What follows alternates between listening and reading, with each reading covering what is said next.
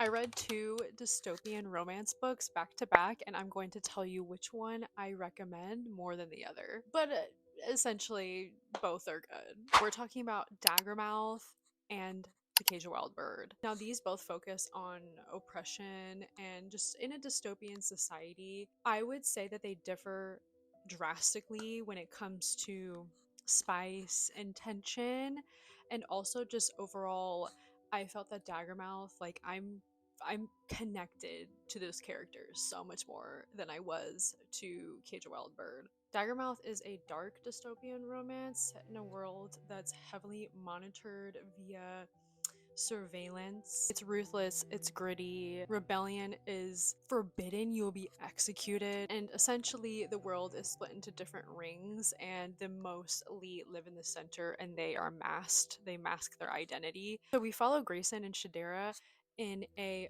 forced proximity political marriage situation. Shadera is from the lower ring.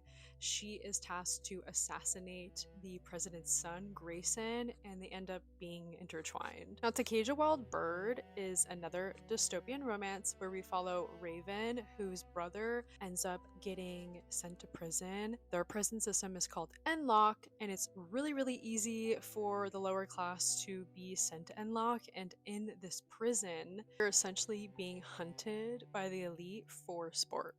Raven deliberately gets thrown into this prison to save her brother, and inside she must fight for her survival. She meets friends, it's very much heavy on found family, and she's trying to break everyone out. Literally like Prison Break.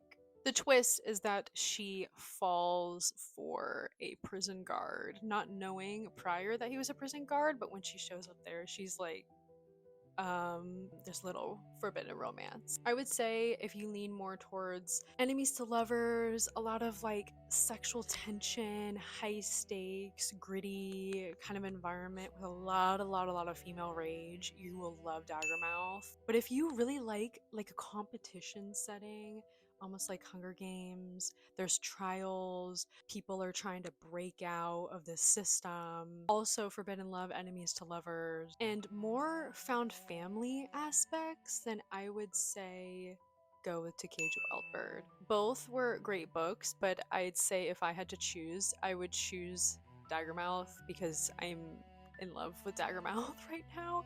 But I think To Cage a Wild Bird is a great introduction into dystopian romance, so I'd say give them both a read.